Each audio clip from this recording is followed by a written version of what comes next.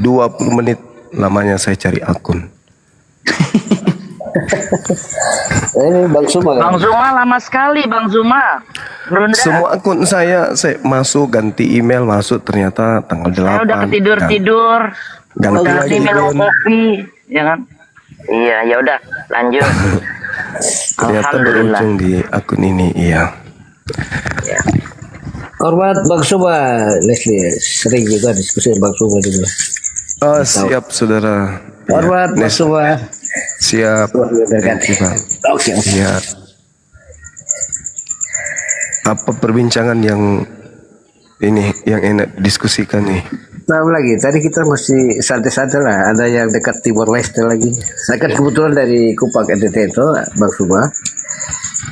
Dengan tempat di sini lah dari Pak host Ustadz Ari ya. Iya. Senang-senang lah. Diskusi ringan-ringan aja. Kapan capek-capek mikir, beratus capek juga lah. Gurunda, saya mau tanya boleh nggak Gurunda? Boleh, boleh Bang Bun. Zuma ini ekstra berpikir banget, tapi mantap lah. Kalau Ada kadang-kadang ya. kalau menurut saya Roh Ya. Kudus itu perannya ganda. Satu Oh, ya. sebagai suami Maria, satu sebagai anak Maria. Nah itu gimana? Dah, nanya itu doang. Oh, gitu ya. Jadi dua fungsi dia. Iya, ada momen, ada kelas di mana kita harus menjelaskan kepada saudara Kristen sebenarnya di Kristen itu tidak ada Roh Kudus. Roh Kudus itu hanya datang kepada para nabi. Jadi datang kepada Nabi Musa, datang kepada Nabi Daud, Salomo, datang kepada Nabi Yahya, datang kepada Yesus. Ya, betul. Ya, Betul. kedatangan Roh Kudus itu hanya mencakup ruang kenabian dan pewahyuan saja. Ya. Seperti itu. Ini harus ada kelas, ada ruang, ada waktu yang konsentrasi untuk memahamkan saudara Kristen bahwa sebenarnya Roh Kudus itu hanya ada kepada nabi-nabi, Ya, bukan kepada orang per orang. Gitu. Ya, setuju. Tadi Mas Abdul jelaskan tuh saya agak kurang setuju ya, tapi saya diam aja. Yang baru turun tadi. Oh, siapa itu? Tapi Kristen juga, tapi saya nggak apa-apa, ya, diam aja lah. Kalau Bang Zuma bangun, betul lah. Saya pikir ya gitu lah. Ada beda antara roh kita sebagai manusia dan Roh Kudus itu sendiri. Dan itu kelasnya beda. Oke, mantap Bang Zuma. Iya. Jadi ketika beliau Roh Kudus ini datang, dia sebagai pengantar firman Iya. dan mencakup segala pewahyuan, memberi kekuatan kepada sang nabi. Betul. Nah, ketika kemudian nabi ini membutuhkan, nah itulah si Roh Kudus ini. Makanya sangat sulit baik di dalam Al-Quran maupun di dalam Bible, siapa yang menghujat Roh Kudus itu dosanya tidak akan diampuni. Betul. Karena Roh Kudus ini berkata berdasarkan dengan kalam ilahi, tidak berkata-kata dari dirinya sendiri. Apa yang diucapkan oleh Roh Kudus itu adalah firman Tuhan. Iya. Maka menghujatnya sama dengan menghujat yang mengutusnya. Iya. Seperti itu.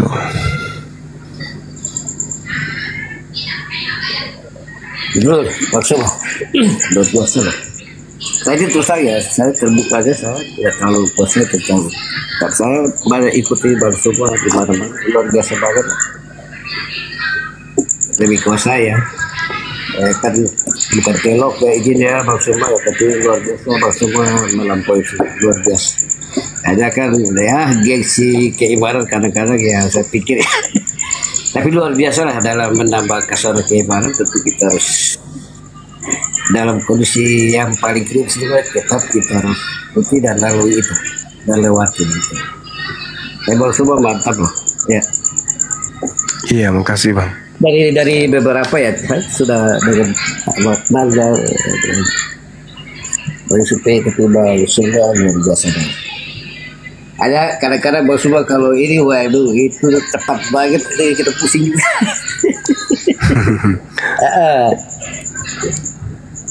Iya. Di mana di Flores, abang ini? Kupang, abangku. Oh, Kupang. Beda Flores dengan Kupang ya? Beda, pulaunya beda. Kalau Kupang satu pulau sama Timor Leste. Kalau Flores satu pulau ya, Labuan Bajo itu. Oh, iya. Ujungnya Larantuka ya. Iya. Bang Suat pernah mampir NTT? Kenapa bang? Boleh pernah mampir NTT? Belum. Posisi di Sulawesi atau di Jawa? Di Sulawesi. Bugis ya, orang Bugis banyak loh, orang Bugis Makassar saya. Orang Bugis, orang Bajo, full ya. Terlalu banyak sampai di pelosok Bang Suba, ada banyak lah kalau datang di NTT ada. Kalau di salah satu kabupaten Alor itu orang Bugis, orang Bajo sama orang Buton. Bahkan mereka punya pulau sendiri loh di NTT, tinggal sendiri. Siap. Luar biasa. Tapi ada ya kemarin macam takbiran ya di NTT Kota Kupang tuh bawa bendera Palestina loh. Iya. Beda, sedikit beda. Oke. Saya coba cek ini suara TV di mana ya? Di sini ya? Iya kayaknya Gurunda.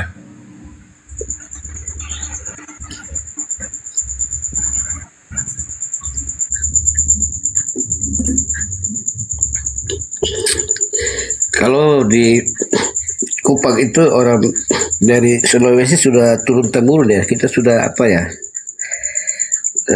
Mungkin 10 keturunan kok apa ya? Bahkan di NTT itu kalau orang dari Sulawesi, orang Bugis ya, lebih banyak orang Bugis ya. Kalau nggak ada di tempat itu perdagangannya nggak maju. Ya, kalau ada orang Bugis, orang Sulawesi ya kita lebih percaya. Tapi kalau untuk makan minum lebih banyak orang Padang ya. Sampai ke pelosok-pelosok Bang Suma. Jadi untuk NTT agak sedikit beda ya. Ya, saya sapa dulu ya, Van. Selamat pagi sudah di sini ya. Selamat pagi. Agamanya apa bang? Kalau boleh tahu. Kristen. Katolik, Protestan? Saya Kristen. Ya, Katolik apa? Mesianik. Oh enggak, Mesianik. Oh Mesianik. Kalau Bang Leslie ini Protestan ya, Bang Leslie? Protestan. Iya Protestan, Mesianik ya. Ya, mau berdiskusi, Bang Van? Iya, aku mau tanya kok. Ya, silakan Gurunda, monitor Gurunda. Ya, udah hilang suaranya kan? Sudah hilang, sudah. Iya, yang di dalam TV itu usir semua. Bubar. Ngapain kalian ngerumpi di sini?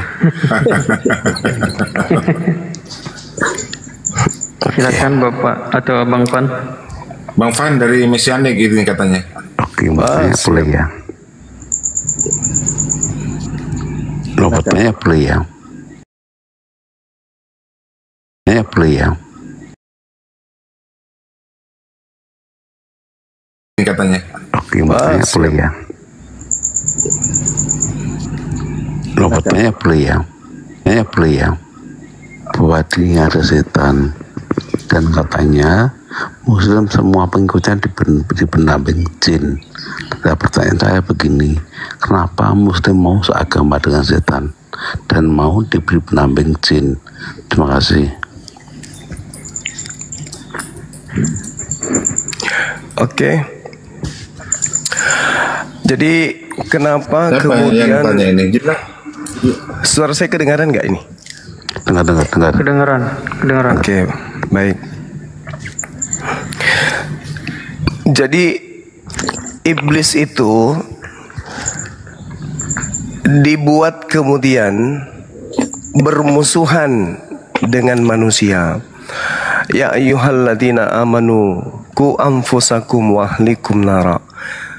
Jadi umat manusia itu harus menghindarkan diri mereka dari api neraka. Ya kenapa? Dan yang mengajak kemudian manusia itu masuk ke dalam api neraka itu adalah iblis. Setan, ya benar. Iblis ingin dipersamai untuk masuk ke dalam neraka. Nah, kenapa Muhammad?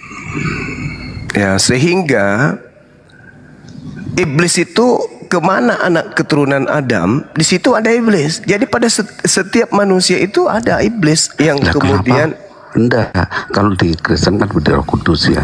Kenapa mau enggak ada di Kristen enggak ada. Tolong Di Kristen enggak ada Roh Kudus. Kenapa mau berjumpa dengan Tolong Di disimak Kristen dulu, Pak. itu enggak ada Roh Kudus. Roh Kudus Nanti ada, itu kata pinjaman yang diambil dari Al-Qur'an di dalam Bible pertanyaanku Indonesia. Kenapa Muhammad bisa 2 Korintus Muhammad 12 nomor 7, diam dulu. 2 Korintus, diam dulu, diam dulu. saudara. Kalau kalian Diam dulu ya. siapa kau? Anda kan bertanya ya. Kenapa Nabi Muhammad agama dengan- Sallallahu Alaihi Wasallam. Kenapa seagama dengan setan? Mampus. Langsung. Di dalam 2 Korintus 12 nomor 7, supaya aku jangan meninggikan diri karena pernyataan-pernyataan yang luar biasa, maka aku diberi suatu duri dalam dagingku, yaitu seorang utusan iblis. Jadi di dalam tubuh Paulus itu ada iblis. Tidak ada pengakuan Nabi Muhammad di dalam tubuhnya itu ada iblis, nggak ada. Hanya Paulus yang mengaku di dalam tubuhnya ada setan. Nah, setiap manusia itu ada jin pada dirinya yang senantiasa mengikuti. Nah, Nabi Muhammad diikuti oleh jin. Setiap manusia itu punya jin. Ada makhluk yang senantiasa mengintai manusia itu. Bedanya ketika jin ini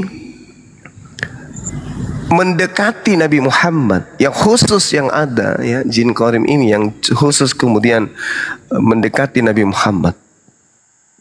Saking taatnya Nabi Muhammad, apa yang mendekat kepada dia ikut-ikut juga menjadi muslim. Itulah hebatnya Nabi Muhammad.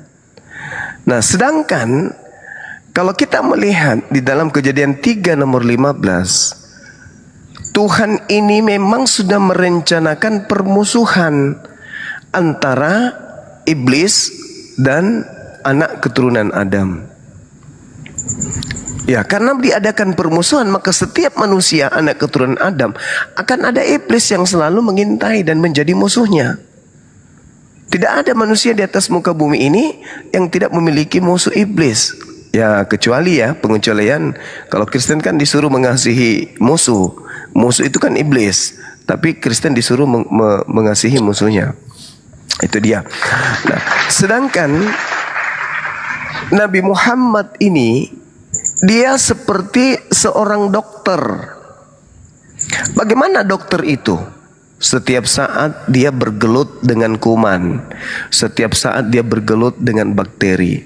Apa tujuannya?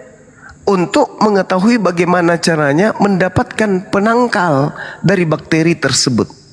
Dokter ini tahu bakteri ini menyebabkan penyakit ini, antisipasinya obat ini. Itu sama seperti itu. Nabi Muhammad kemudian tidak dipengaruhi oleh iblis. Jin yang datang kepada Nabi Muhammad itu, jin korin yang ada pada diri Nabi Muhammad itu tidak berpengaruh kepada Nabi Muhammad. Sedangkan manusia lain, jin korin itu berpengaruh kepada manusia. Makanya di dalam Islam itu ada perintah kemudian untuk mengikuti Nabi Muhammad, utamanya di dalam sholat dan juga di dalam melakukan aktivitas. Umat Islam diminta apa? A'udzubillahi minasyaitonirrajim. Aku berlindung kepada Allah dari godaan setan yang terkutuk. Karena setan ini selalu mengintai manusia. Setan ini tidak tidur. Setan ini tidak sakit. Setan ini kemudian tidak disibukkan dengan hal-hal duniawi. Setan hanya fokus menyesatkan manusia tanpa terkecuali. Yesus aja dicobai oleh iblis, apalagi manusia biasa. Jadi semua nabi itu dicobai oleh iblis, termasuk Nabi Muhammad. Nah, yang datang kepada Nabi Muhammad itu bukan iblis. Yang menjadi muslim itu jin korin. Kalau iblis itu, ya iblis sudah tidak bisa lagi menjadi muslim. Namanya iblis, ya iblis. Iblis itu tempatnya neraka. Tidak bisa dia kemudian iblis masuk menjadi muslim, nggak bisa. Yang menjadi muslim itu adalah jin. Ingat, jin itu adalah makhluk yang memiliki perintah, yang memiliki tugas dan perintah dari Tuhan sama seperti kita manusia. Wa ma khalaqtul jinna wal insa illa liya'budu. Jadi ada jin yang taat, ada jin yang tidak taat. Jin yang tidak taat itulah yang disebut setan, iblis. Sedangkan jin yang taat itu mereka yang disebut muslim. Begitu juga manusia. Manusia itu terdiri dari dua kelompok. Ada yang disebut kafir, ada yang disebut muslim. Yang ingkar untuk taat kepada pencipta disebut kafir. Kalau jin disebut iblis. Makanya Al-Quran mengatakan, wa ikhwanuhum yamuddunahum fil gayyi tsumma la yukassirun. Saudara-saudaranya iblis itu adalah orang kafir. Karena orang kafir ini adalah orang yang ingkar, yang senantiasa menggoda manusia untuk selalu lari kepada kemaksiatan. Iblis juga begitu. Jadi sama-sama sang penggoda. Datanglah ke seluruh bangsa, ke seluruh dunia, jadikanlah seluruh bangsa menjadi pengikutku. Itu penggoda. Digoda dengan apa? Seluruh hewan bisa kau makan, tidak ada yang haram, tidak ada sisaan kubur, mati langsung masuk surga. Itu cara iblis menggoda, itu begitu. Makanya iblis itu cuma satu perintah saja datang kepada mereka. Mereka gagal. Cuman perintah untuk sujud menghormat kepada Adam saja gagal. Nah, orang-orang yang tidak tunduk kepada perintah Tuhan itu segolongan iblis. Inilah yang terjadi. Karena iblis itu bersumpah, aku akan menyesatkan seluruh anak Adam. Bahkan Tuhan mengatakan, aku akan membuat permusuhan. Nah, siapa yang kalah dengan musuhnya, dia akan menjadi santapan musuh. Dia akan menjadi sandera musuh. Tapi siapa yang menang terhadap musuhnya, maka musuhnya tidak kemudian berdaya. Nabi Muhammad menang atas musuhnya. Jadi sekali lagi 2 Korintus 12:7, di dalam tubuh Paulus itu ada setan. Bukan jin lagi tapi setan. Begitu saudara. Jauh lebih parah daripada Nabi Muhammad. Alhamdulillah Nabi Muhammad membuat jin yang ada, jin korin yang ada padanya itu menjadi muslim. Karena tidak ada sisi mau digoda dari sini nggak bisa, mau digoda dari sana nggak bisa. Bagaimana caranya? Ya satu-satunya dia harus tunduk kepada Nabi Muhammad. Nah itulah hebatnya. Oke, boleh izin? Silakan. Bang Suma boleh saya tanya sedikit ya? Saya tanya dulu ya. Iya. Dalam KS 66 ayat 1 ya, surah At-Tahrim ya. Iya. Ya. Artinya apa yang Allah sudah perintahkan bahwa itu halal, tapi baginda Nabi Muhammad mengharamkan itu. Bagaimana penjelasan Bang Suma? Terima kasih. Iya. Jadi Nabi Muhammad itu baginya sudah dihalalkan istri dan baginya sudah dihalalkan madu. Tapi kemudian Nabi Muhammad mengharamkan hanya karena ingin membuat bahagia istrinya. Jadi Nabi Muhammad itu ditegur oleh Allah karena di dalam Al-Quran surah An-Nahl ayat 68 Allah Subhanahu wa taala sudah menjelaskan bahwasanya dihalalkan bagimu kemudian madu itu. Tidak haram madu itu bagimu. Kenapa kau haramkan? Begitu juga ketika Allah mengatakan di dalam surah Al-Mu'minun ayat 5 dan 6, halal istri itu, tetapi kenapa kamu mengharamkan? Di dalam kaidah Islam, At-Tahrim ayat 1 itu jelas. Nabi Muhammad mengharamkan dirinya untuk menggauli istrinya yang sah dan mengharamkan dirinya untuk minum madu setelah kejadian itu. Padahal Allah menghalalkan madu itu. Contoh misalnya dalam Al-Quran, ketika Tuhan kemudian mengilhamkan kepada lebah, wa auha rabbuka ilan nahli anittakhizi minal jibal buyuta wa minas syajar wa mithma ya'arishun, kata Allah. Buatlah sarang di gunung-gunung, di pohon-pohon kayu, di tempat-tempat yang dibuat oleh manusia. Summa kulli min kulli thamarat. Kemudian makanlah dari segala macam buah-buahan, lalu tempuhlah jalan Tuhanmu yang telah dimudahkan bagimu. Dari perut lebah itu keluar minuman berupa madu yang bermacam-macam warnanya. Di dalam terdapat obat yang menyembuhkan bagi manusia.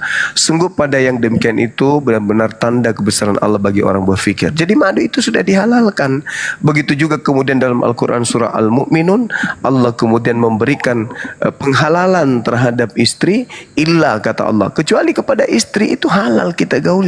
Itu Allah yang menerangkan itu. Walladzina hum li furujihim hafizun illa ala azwajihim. Nah, itu kata Allah. Terhadap istri kita itu halal. Tapi Nabi Muhammad kemudian mengharamkan di hadapan bininya karena dia takut kepada bini, sehingga dia bersumpah tidak mau lagi menggauli bininya yang lain. Allah tegur, ya ayuhan nabiyyu lima tuharrimu ma ahallallahu lak tabotagi mardata azwajik wallahu ghafurur rahim. Kenapa kau mengharamkan sesuatu yang sudah dihalalkan bagimu? Engkau ingin menyenangkan hati istrimu. Kata Allah, oh tidak, bukan istrimu yang menjadi tuntunan Islam itu, bukan istrimu yang menjadi pedoman, tapi hukumku di atas segala hukum. Jadi nggak boleh kau mengharamkan apa yang sudah aku halalkan. Nah, maka apa kata Allah? Qad faradallahu lakum tahillata aymanikum wallahu maulakum wa huwal alimul hakim. Sungguh Allah telah mewajibkan kepadamu, wahai nabiku Nabi Muhammad, membebaskan dirimu dari sumpahmu, dan Allah pelindungmu, dan Allah Maha mengetahui lagi Maha bijaksana. Jadi itu kata Allah kepada baginda Rasulullah Muhammad sallallahu alaihi wasallam. Seperti itu, saudara. Oke, jadi izin ya Bang Subah. Jadi poin pentingnya memang Allah Maha bijaksana ya, Allah ya Maha bijaksana. Makanya apa yang sudah Allah perintahkan untuk dihalalkan, tapi dengan pertimbangan tertentu, baginda Nabi Muhammad mengharamkan itu ya. Tapi itu dengan pengecualian ya, seperti itu ya kira-kira ya kita dapatkan seperti itu. Gitu ya. Oke. Terus mungkin saya pindah lagi, ada satu hal ya.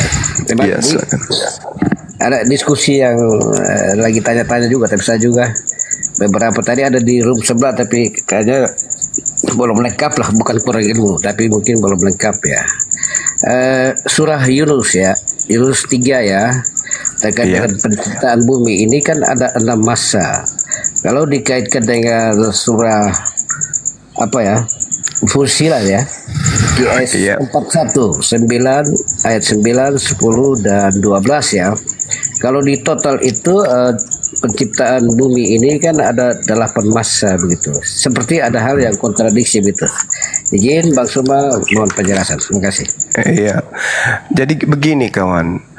Ketika Allah menjelaskan, a'udzubillahi minasyaitonirrajim, inna rabbakumullahu alladzi khalaqas samawati wal ardh fi sittati ayyam thumma istawa 'alal arsy yudabbirul amr, kata Allah. Ma min syafi' illa min ba'di izni zalikumullahu rabbukum fa'budu afala tazakkarun.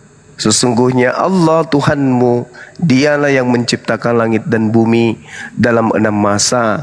Kemudian dia bersemayam di atas tahta untuk mengatur segala urusan. Tidak ada yang dapat memberi syafaat kecuali seizinnya. Itulah Allah Tuhanmu, maka sembahlah dia. Apakah kamu tidak mengambil pelajaran? Jadi Allah menciptakan kemudian alam semesta ini 6 masa.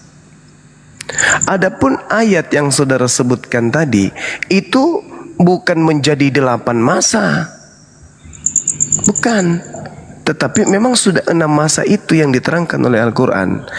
Nah, seperti misalnya kalau saya umpamakan begini, kita akan menyelesaikan bangunan sekolah ini selama sebulan. Uraiannya sama dengan pekerjaan pondasi 1 pekan, pekerjaan kemudian dinding 1 pekan, pekerjaan kemudian atap 1 pekan, berarti sudah 3 pekan. Pekerjaan kemudian plasterannya itu 1 pekan, berarti 4 pekan. Toiletnya dan juga kemudian terasnya itu 1 pekan.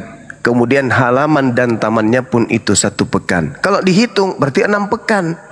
Bertentangan. Tadi katanya cuma sebulan, tapi ketika diurai ternyata 6 pekan. Kalau 6 pekan itu kan artinya ya 1 bulan setengah.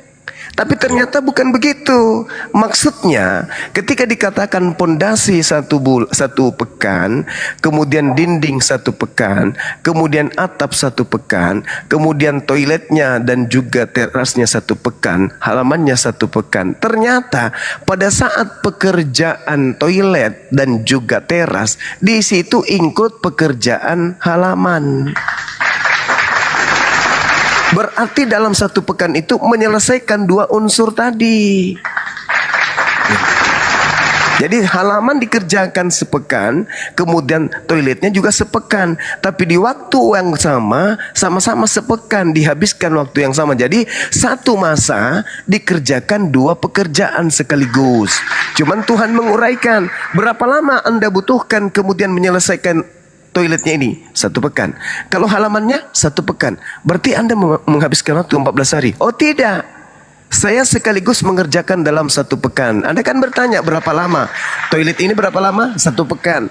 Ini halaman berapa? 1 pekan. Berapa pekan? 2 pekan. Berarti Anda menghabiskan 14 hari. Oh tidak, saya menyelesaikannya dalam 7 hari. Saya kerjakan semuanya dalam 7 hari itu. Tapi masing-masing berdiri sendiri. Pekerjaan toilet adalah toilet, pekerjaan halaman adalah halaman, tapi include dalam 7 hari, berarti sepekan. Nah, inilah yang disalahartikan kemudian orang-orang yang hanya berdasarkan terjemah. Jadi Allah menciptakan alam semesta itu memang 6 masa. 6 masa ya. Seperti itu, saudara. Ya, setuju. Memang tadi penjelasan tadi rinci banget loh, itu mantap loh. Memang kalau membaca terjemahkan dihitungkan 8 masa, itu kan agak kontra dengan surah Yunus ya tadi 6 masa itu. Tapi penjelasan Bang Subah mantap loh, detail banget loh. Iya. Berikut lagi terkait dengan surah Al-Fatihah ya, surah 1 ayat 6 ya, jalannya lurus. Iya. Ya. Kemudian dikaitkan dengan As-Syukur surah ayat 61 surah 43 ya. Yes, 43 ya. Iya. Ya, di situ ada kaitan ya, di satu pihak ada tunjukkan jalan yang lurus, di pihak lain ada Isa adalah jalan yang lurus ya. Iya. Itu tanda-tanda kiamat ya kalau nggak salah ya, Bang Tuba. Oke, siap. Iya. Jadi Al-Quran itu ketika kemudian Allah Subhanahu wa Ta'ala menjelaskan terkait dengan Al-Quran. Al-Quran ini diutus ke alam semesta melalui Roh Kudus kepada nabinya baginda Rasulullah Muhammad SAW itu sebagai tuntunan kepada manusia. Jadi Al-Quran itu tuntunan untuk seluruh manusia, bimbingan untuk seluruh manusia. Ketika di dalam Al-Quran, ihdinas siratal mustaqim, tunjukilah kami jalan yang lurus, itu maknanya apa? Bahwa sama seperti kita warga Indonesia, sudah ada rambu-rambu di mana-mana. Kiri arah kiri, kanan arah kanan, lurus berarti lurus, pendakian berarti pendakian, lampu merah berarti berhenti. Tetapi meskipun rambu-rambu itu sudah dibuat, setiap hari ribuan orang melakukan pelanggaran. Karena mengikuti syahwat, mengikuti nafsu iblis itu tadi. Sehingga ketika ada umat Islam setiap saat minta, ya Allah, ihdinas siratal mustaqim, tunjukilah kami kepada jalan yang lurus, jangan dibelokkan. Makanya diteruskan ayat ke-7, yaitu jalan orang-orang yang telah diberi nikmat. Makna jalan lurus itu jalan orang yang telah diberi nikmat, bukan jalan orang yang dimurkai, bukan pula jalan orang yang sesat. Siapa orang yang dimurkai? Siapa jalan orang yang sesat? Orang yang dimurkai adalah orang yang kemudian menganggap bahwasanya Nabi Isa alaihissalam itu mati. Orang yang dimurkai, orang yang sesat adalah orang yang menganggap bahwa yang datang kepada mereka itu adalah Yesus, Nabi Isa. Padahal jalan lurusnya adalah yang datang kepada orang-orang kafir itu bukan Nabi Isa, bukan Yesus. Yesus itu datang kemudian nanti di akhir zaman, wa innahu la ilmul lisa'ah fala tamtarunna biha wattabi'un. Dan sungguh Nabi Isa itu benar-benar pertanda akan datangnya hari kiamat. Jadi kedatangan Nabi Isa yang kedua kalinya bukti datangnya hari kiamat. Kalau begitu, yang datang kepada Paulus, yang datang kepada yang lain, itu bukan Nabi Isa, itu bukan Yesus. Makanya di dalam Matius 24, tanda kedatanganku adalah langit bergemuruh, matahari tak bercahaya, bulan kemudian menjadi gelap, matahari menjadi gelap, bulan tak bercahaya, bintang-bintang berjatuhan, kemudian kuasa-kuasa langit kemudian berguncang, akan nampak di tengah langit aku sebagai anak manusia, seluruh manusia di bumi akan meratap, dan semua manusia di atas bumi akan melihat aku. Inilah jalan lurusnya. Jalan lurusnya itu bahwa umat Islam jangan mau terpengaruh oleh misionaris, jangan mau terpengaruh oleh ajaran kristenisasi yang mengajarkan bahwa Yesus pernah datang. Jangan. Tapi jalan lurusnya adalah Yesus nanti datang ketika beserta dengan tanda-tanda kiamat. Kalau ada yang mengaku Yesus, bertemu di sini dengan Yesus, mengaku kemudian didatangi Yesus, mengaku mimpi bertemu Yesus, akhirnya dia murtad, itu bukan jalan lurus. Jalan lurusnya adalah mengimani apa yang diajarkan oleh Nabi Isa, bahwa kedatangannya nanti dia yang datang kalau ada tanda kiamat menyertainya. Kalau tidak ada tanda kiamat, maka itu jalan bengkok, itu bukan Nabi Isa. Makanya Yesus mengatakan, jadi kalau ada orang berkata kepadamu ada Yesus di sini, ada Yesus di sana, jangan kau percaya. Itu bukan jalan lurus. Jalan lurusnya adalah aku nanti datang dengan tanda-tanda kiamat. Itu baru jalan lurus. Makanya umat Islam itu ihdinas siratal mustaqim, tunjuklah kami jalan yang lurus, siratal ladzina an'amta alaihim, yaitu jalan orang-orang yang engkau beri nikmat keselamatan kepada mereka. Apa itu? Tidak tergoda dengan rayuan untuk menuhankan apa yang datang di muka bumi ini, yang kemudian diajarkan kebanyakan manusia bahwa itu adalah Tuhan yang inkarnasi menjadi manusia. Padahal yang benar adalah bukan dia yang datang. Kedatangannya bisa ketika ditandai dengan adanya tanda-tanda hari kiamat. Makanya kami berlindung kepada godaan orang Yahudi dan kami berlindung kepada godaan orang Kristen. Siapa mereka yang kemudian yang dikatakan oleh Allah bahwasanya mereka yang dimurkai? Yang dimurkai ini siapa? Mereka yang sudah tahu kebenaran. Datang kepadanya Nabi Musa, datang kepadanya Daud, datang kepadanya Salomo, bahkan nabi-nabi besar, nabi-nabi kecil didatangkan kepada mereka, termasuk Nabi Yesus didatangkan kepada mereka. Tapi mereka ingkar, menolak, hingga Allah murka kepada mereka. Siapa mereka yang sesat? Sudah ditunjukkan bahwa Yesus itu manusia. Yesus itu manusia suci, tidak mungkin dibunuh, tidak mungkin dikutuk dan seterusnya. Tapi mereka tetap saja tidak mau peduli. Itulah yang sesat. Mereka menganggap yang datang kepada Paulus, yang datang kepada Ananias, yang datang kepada Pulau Patmos itu adalah Yesus. Padahal kata Yesus, waspada kepada penyesat yang datang kepadamu dengan memakai namaku dan berkata akulah Yesus. Saatnya sudah dekat, jangan kamu percaya. Yesus palsu itu akan menyesatkan banyak orang. Tanda ketika aku datang, matahari menjadi gelap, bulan tak bercahaya, bintang-bintang berjatuhan, kuasa langit akan berguncang, aku akan nampak di tengah langit, semua manusia di bumi akan melihat aku. Itu baru aku. Itulah jalan lurusnya. Andai saja orang Yahudi, andai saja orang Nasrani, dan juga orang Kristen percaya kepada tanda kedatangan Yesus ini, maka mustahil mereka menjadi Kristen. Mereka pasti menjadi Islam. Karena pesan Yesus, jangan kau percaya ketika ada orang datang mengaku, akulah Kristus, pergilah ke seluruh bangsa, jadikanlah seluruh bangsa jadi muridku. Kata Yesus, jangan kau percaya, itu bukan aku. Kalau aku yang datang, bukan begitu caranya. Kalau aku yang datang, diikuti dengan tanda-tanda tadi. Matius 24 nomor 27 dan nomor 30.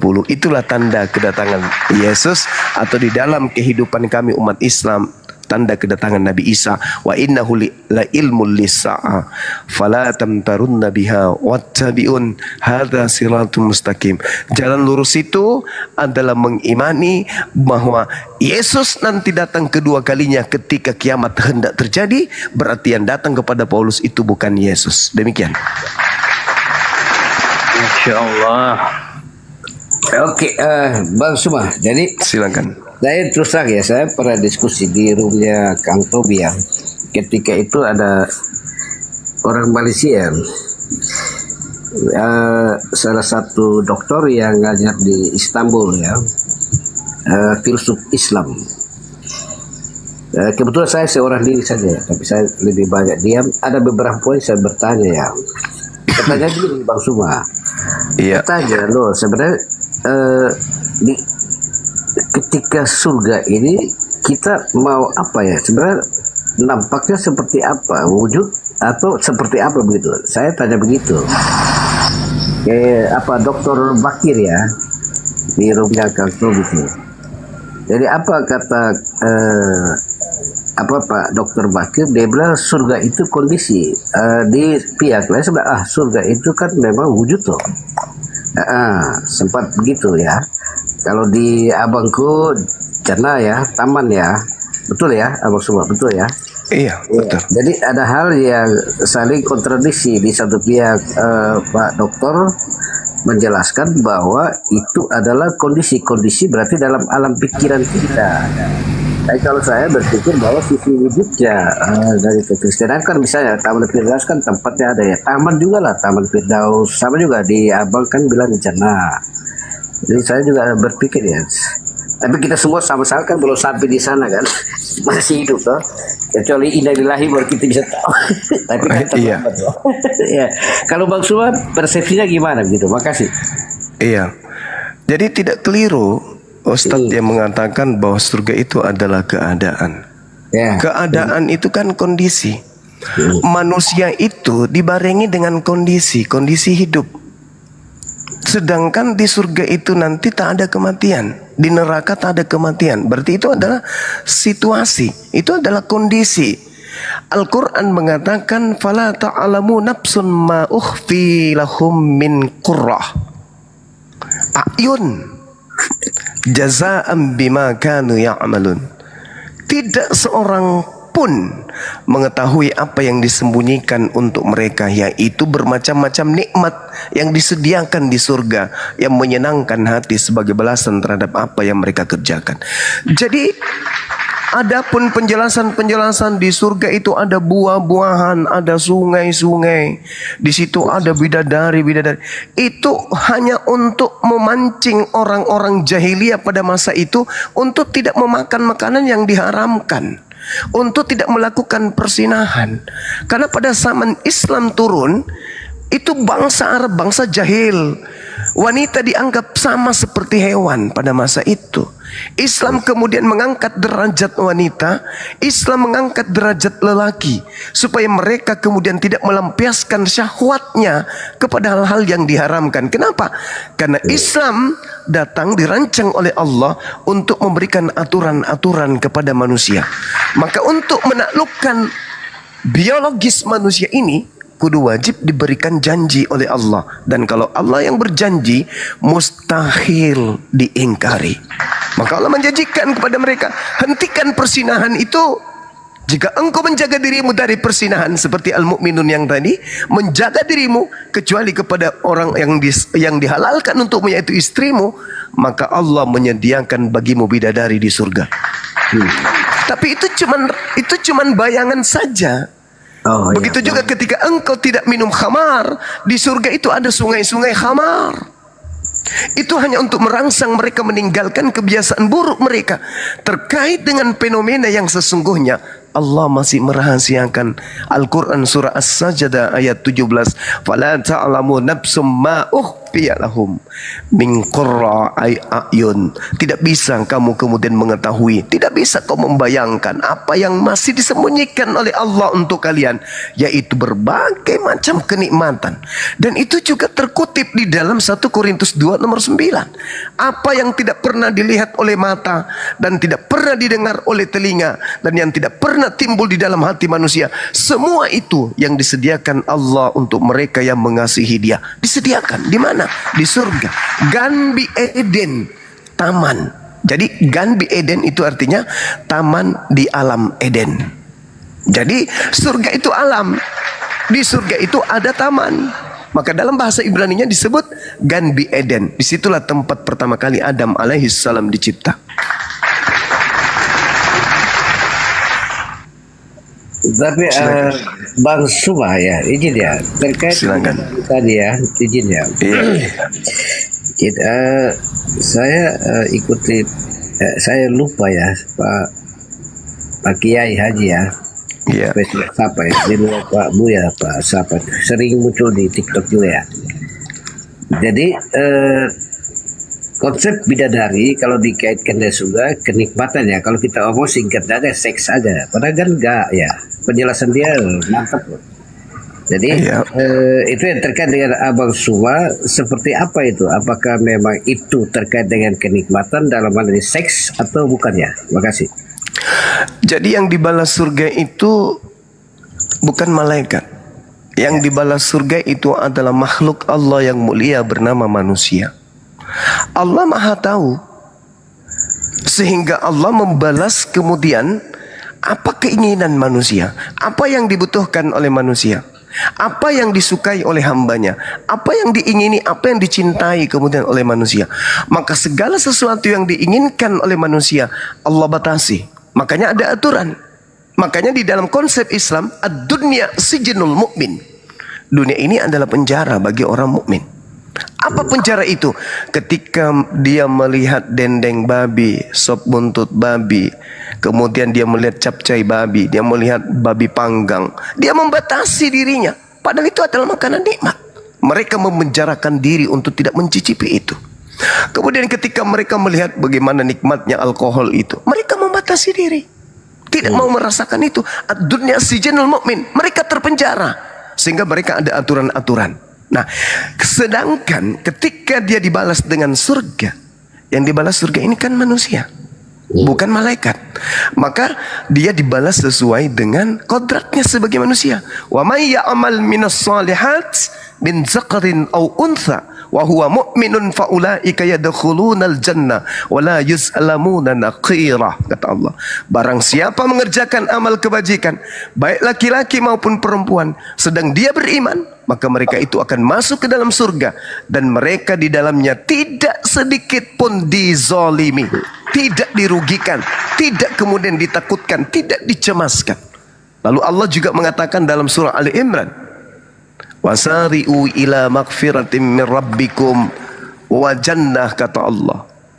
Masya Allah. Apa yang dikatakan di sana? Arduhas samawati wal ard uiddat lil muttaqin. Dan bersegeralah kamu wahai manusia mencari ampunan dari Tuhanmu dan mendapatkan surga yang luasnya seluas langit dan bumi yang disediakan bagi orang-orang yang bertakwa. Saudaraku, apa untungnya kita masuk surga kalau kodrat manusia kita itu dihilangkan? Untuk apa? Untuk apa kita ke surga kalau kodrat kemanusiaan dihapus oleh Allah? Tidak lagi kita bisa merasakan makan, tidak lagi kita bisa merasakan minum, tidak bisa merasakan buah-buahan, nikmatnya kemudian bersama dengan istri. Untuk apa ke surga? Bukankah Allah itu Maha Pencipta? Dan ingat, bersetubuh itu adalah sebuah kemuliaan, bukan sesuatu yang hina. Bersetubuh itu perintah Allah. Ketika Adam alaihissalam dicipta oleh Allah, apa kata Allah kemudian? Beranak cuculah yang banyak. Apa artinya itu? Bersetubuhlah sering-sering supaya keturunanmu banyak. Jadi itu adalah perintah Tuhan, bukan sebuah kehinaan. Jadi kalau ditanya, apakah surga itu kita masih bersetubuh? Ya, karena itu kita manusia.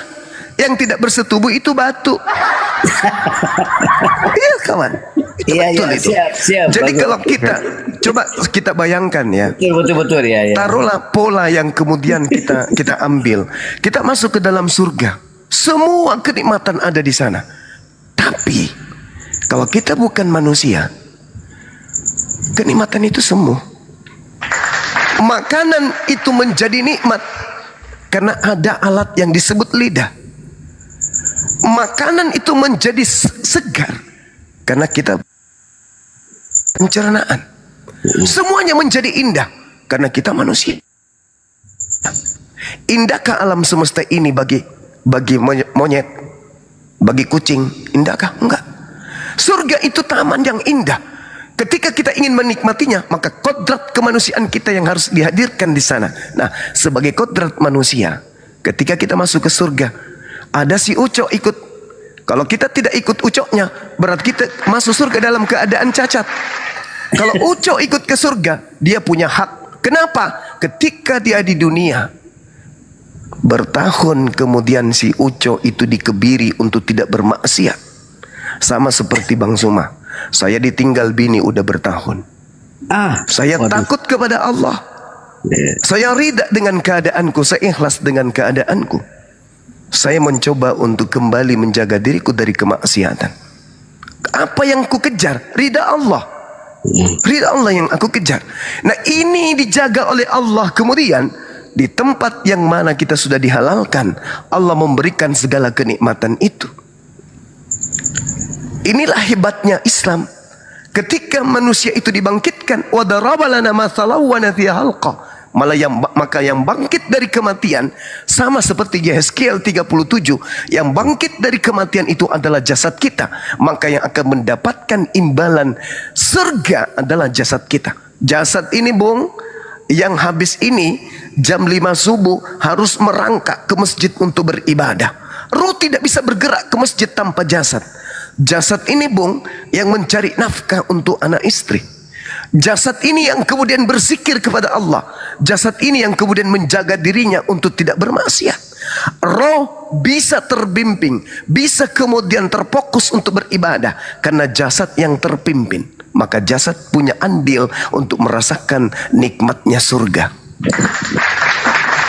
Jangan kira tubuh ini yang sujud beribadah kepada Allah, kemudian yang menikmati tubuh yang lain. Jangan dikira seperti itu. Kita yang bekerja, tubuh lain yang mendapatkan upah. Itu berarti Allah tidak adil. Karena tubuh inilah yang kemudian sujud beribadah dengan ikhlas mencari ridha kepada pencipta. Maka tubuh ini yang harus diberikan apresiasi oleh penciptanya. Maka salah konsep ketika dikatakan, wah nikmati aja semuanya kok, tubuh kita nanti akan hancur kok, yang bangkit cuman roh. Itu salah konsep. Kata Yesus di dalam Yohanes 5 nomor 29, semua manusia akan dibangkitkan. Yang baik akan dibangkitkan untuk dibalas jannah surga, yang buruk akan dibangkitkan untuk dibalas dengan neraka. Manusia akan dibalas berdasarkan dengan perbuatannya masing-masing. Berarti jasad di atas muka bumi ini selagi masih bernapas harus kita jaga. Jangan bermaksiat. Jaga apa yang ada pada diri kita, karena diri inilah yang akan bertanggung jawab di hadapan Allah. Ingat saudaraku, manusia itu adalah makhluk yang pemalu. Lebih banyak dia menyembunyikan aibnya kepada orang lain daripada dia kemudian, lebih baik dia berbohong kepada orang lain daripada dia membuka aibnya. Maka apa yang terjadi? Di hadapan Qadir Rabbul Jalil, di hadapan Sang Maha Adil, mulut akan dibungkam. Yang berbicara adalah jasad kita. Tangan yang mencurilah yang akan berbicara. Kaki yang melangkah ke tempat maksiatlah yang akan berbicara. Kepala yang berpikir tentang hal-hal yang buruklah yang akan berbicara. Lambung yang menampung makanan-makanan haramlah yang akan berbicara. Maka tak ada kejujuran di balik semua itu. Kenapa? Tangan tidak dipengaruhi oleh akal, kaki tidak dipengaruhi oleh akal, lambung tidak dipengaruhi akal. Hanya lidah yang bisa kemudian bersilat lidah dan berakal-akalan. Maka Allah akan membungkam lidah manusia. Jasad kita yang lainnya lah yang akan mengurai kebenaran itu di hadapan Allah. Maka benarlah kata Islam, jagalah dirimu. Ya ayyuhalladzina amanu ku anfusakum wa ahlikum nara. Jaga dirimu, jaga keluargamu. Jaga diri itu apa? Jasad dan ruh. Bukan cuma rutok, tapi jasad juga yang harus dijaga. Maka dalam Islam itu dikenal pembasuhan, di Islam itu dikenal pentahiran, di Islam itu dikenal dengan mandi junub. Saya kira begitu, saudara. Oke, mantap Bang Suman. Satu hal yang betulnya begini ya. Kenapa ini? Gini ya. Kenapa ada tadi ketawa ya? Bentar Pak Resli. Sebentar. Mana tuh Zuma, mana Zuma. Sebentar. Saya Zuma boleh tertib ya. Lagi asik-asik, kita lagi menikmati lah diskusi yang santai dan menikmati perbedaan ya. Begini abangku. Saya suka ngomong sama Zuma itu. Sebentar. Abis itu baru abang lagi. Saya begini ya, kenapa kok abang dong ngomong sama Bang Juma, kamu kali kubur dulu, masuk ke dalam ya, baru lu ngomong sendiri. Sebentar, kok diam dulu tuh. Satu-satu lah, pakai etika lah. Satu-satu ya. Aman Bang, aman. Sudah turun beliau. Iya lanjut. Udah turun ya. Begini, Bang Suwa hormat. Begini ya, saya kok lagi bertanya-tanya, ngapain kok abang dong kalau ini harus ke apa ya? Kayak pencucian di neraka ya. Dari versi iman Katolik itu ada kaitan dengan apa api penyucian ya. Itu Katolik, saya kan Protestan ya Bang Suba. Iya. Beda loh. Kenapa kok Bang dong? Bukan apa ya, bukan soal benarnya. Kenapa harus ke sana dulu, baru ke jannah ya. Dan sampai orang benar juga kalau tersalah, artinya ambil absennya tersalah berarti tagai sudah di neraka itu. Coba, makasih. Iya, jadi begini Bung. Kita ini beragama punya pola. Pola agama kita itu adalah Bible dan juga Al-Quran kalau di Islam. Kalau Anda melihat di dalam Alkitab itu banyak kemudian data-data yang menyajikan bahwa kita manusia diupah berdasarkan kepada apa? Berdasarkan kepada perbuatan masing-masing. Itu jelas terukir di dalam kitab saudara. Banyak dalil yang mengatakan itu. Perjanjian lama, perjanjian baru dan seterusnya. Lalu kemudian bagaimana dengan orang-orang yang masuk ke neraka? Yaitu tadi manusia itu diupah berdasarkan dengan perbuatan masing-masing. Jadi kalau perbuatannya itu ada yang baik, ada yang buruk, maka yang buruk ini mau dikemanakan? Satu, diampuni oleh Allah. Dua, dibasuh dengan api neraka. Setelah kemudian dibasuh, pembasuhan selesai, maka mereka ada amal kebajikan, ada amal baik. Di mana diupah amal baik ini? Di surga. Makanya di dalam Al-Quran itu dikatakan kad aflahal mu'minun. Beruntunglah orang-orang mukmin itu. Kenapa mereka beruntung? Karena mereka sudah memiliki warisan. Ada waris, ada harta waris yang diberikan oleh Allah kepada mereka. Apa itu? Jannah berupa Firdaus. Nah, ini yang tidak dimiliki oleh umat di luar Islam. Yang kedua, tadi saya sudah mengatakan bahwa manusia diupah berdasarkan hasil perbuatan masing-masing. Tapi keuntungan bagi diri umat Islam itu, kata Allah, yauma yajma'ukum liyaumil jam'i dzalika yaumut taghabun wa may yu'min billah wa ya'mal salihan yukaffir anhu sayyi'ati wa yudkhilhu jannatan tajri min tahtihal anhar khalidina fiha abada. Kata Allah apa? Zalikal fawzul azim. Itulah kemenangan yang agung yang diberikan kepada umat Nabi Muhammad. Apa itu?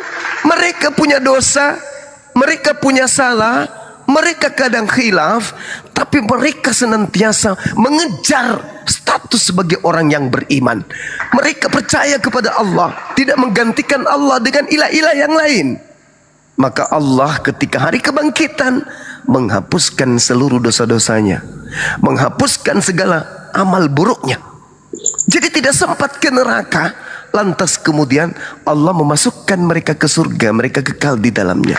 Al-Quran surah At-Taghabun ayat 9. Lalu apakah umat Islam seluruhnya akan mengalami hal yang demikian? Tidak. Ada juga yang kemudian dicuci di neraka, ada. Siapa mereka? Yang mati tidak menduakan Allah, yang mati masih membawa dosa tanpa bertaubat kepada Allah. Nah, dan juga memiliki dosa berupa utang kepada orang lain yang belum terbayar misalnya. Mati mereka, ahli warisnya tidak membayarkan utang itu, maka mereka masuk ke neraka, dicuci di sana, setelah itu dimasukkan ke dalam surga. Lalu pola yang dibangun oleh saudara Kristen, kekeliruannya adalah ketika orang Kristen itu mengatakan masuk neraka, maka mereka kekal di dalamnya. Orang itu katanya salah. Al-Quran mengatakan bukan seperti itu. Surah Maryam ayat 71 ayat 72, Allah membiarkan orang zalim berlutut kekal di dalamnya, sedangkan orang yang masih ada iman di dalam dirinya itu kemudian dimasukkan ke dalam surga. Nah, sama di dalam kitabnya orang Yahudi, Mazmur 66 nomor 11, Engkau telah membiarkan orang-orang yang melintasi kepala kami. Kami telah menempuh api dan air, tetapi Engkau telah mengeluarkan kami sehingga kami bebas dari neraka. Berarti pola Al-Quran sama dengan kitabnya Yahudi. Orang boleh masuk ke dalam neraka, tetapi karena dia tidak pernah menyembah selain daripada Eloah Abraham, Eloah Ishak, Eloah Yakub, maka mereka meskipun masuk neraka, tetap kemudian Allah angkat masuk ke dalam surga. Mazmur 66 nomor 12. Cuman tolong digarisbawahi, siksaan yang paling ringan di neraka adalah menggunakan sendal, di mana sendal itu ketika dipakai, otak di atas kepala kita ini itu mendidih selayaknya minyak kelapa. Kira-kira gimana itu rasanya? Sedangkan sekarang ini otak belum mendidih nih, baru denyut-denyut kecil, saraf-saraf kecil kita kesumbat aja, sudah tidak bisa ngapa-ngapain. Lemas, letih, lesu, makan pun susah, bahkan menaiki mamaknya anak-anak pun sulit. Bagaimana dengan otak yang mendidih di dalam? Ini yang seringan-ringannya. Maka apa solusinya? Ya ayyuhalladzina amanu ku anfusakum wa ahlikum nar. Jagalah dirimu dari api neraka dan juga keluargamu. Nah, itu solusinya. Maka saudara, ya di Islam itu begitu polanya. Umat Islam yang tidak menduakan Allah ujungnya ke surga. Tapi bisa jadi mereka itu sama seperti yang diterangkan dalam Mazmur 66 nomor 12. Mereka mampir dulu camping, entah itu 1000 tahun, 2000 tahun. Karena di akhirat nanti, ya, itu sehari sama dengan 1000 tahun di dunia. Jadi kalau dia di neraka itu 1 tahun, nah bayangkan aja tuh, 1 harinya saja kali 1000 tahun dunia. Jadi kalau dia 1 tahun di neraka, berapa tahun usia dunia itu? Oke, Bang Suba. Jadi begini ya, keimanan orang Kristen, hormat ya saudaraku, luar biasa ya. Mantaplah, saya dapat banyak hal ya. Jadi begini, kalau keimanan Kristen yang paling utama, kalau Tuhan Yesus tidak bangkit dari antara orang mati, maka sia-sialah iman dan kepercayaan orang Kristen. Terus ayat pendukung ya, Yohanes 3:16, Bapak semua tahulah, begitu besar kasih Allah akan dunia ini, maka dikaruniakan anak yang tunggal. Barang siapa yang tidak percaya kepadanya beroleh kehidupan yang binasa ya. Kaitan dengan Yohanes 4 ayat 16 ya. Tuhan Yesus berkata, akulah jalan dan kebenaran dan hidup. Tidak seorang pun sampai kepada Bapa di surga.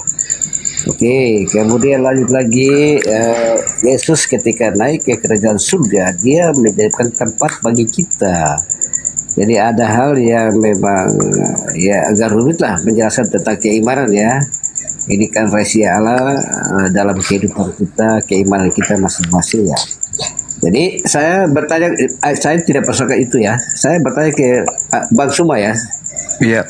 Sebenarnya Bang Suma mendoakan Nabi Muhammad harus selamat atau enggak begitu? Boleh aku tanya? Iya. Di dalam kaidah Islam, barang siapa yang kemudian memuji Nabi Muhammad, bersalawat, memuji, menyanjung, memuliakan beliau, maka nanti di padang mahsyar, di saat tak ada lagi pertolongan, akan mendapatkan syafaat dari beliau. Jadi fungsi salawat itu kepada Nabi Muhammad bukan untuk Nabi, tetapi untuk kami. Sama seperti kami memohon pertolongan. Semakin banyak kami memohon pertolongan, semakin banyak pertolongan. Jadi syafaat yang kami inginkan itu, ketika Nabi Muhammad kemudian datang di atas muka bumi ini, apa yang engkau inginkan terjadi kepada kaummu? Beliau hanya mengatakan, aku ingin memberikan syafaat kepada umatku.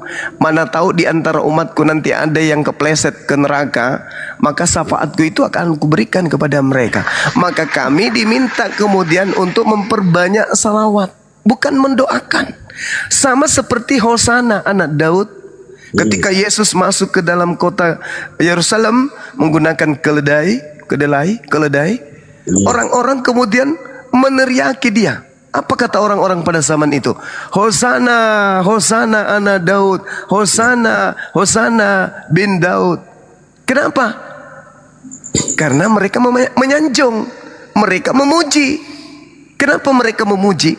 Karena siapa yang mengasihi Yesus, dia akan dikasihi oleh yang mengutus Yesus. Kan begitu polanya kan? Siapa yang percaya kepadaku, siapa yang mengasihi aku, dia sama halnya percaya dan mengasihi dia yang telah mengutus aku. Siapa yang mengasihi, dikasihi oleh Elohim, sudah pasti dia penghuni surga. Betul? Betul.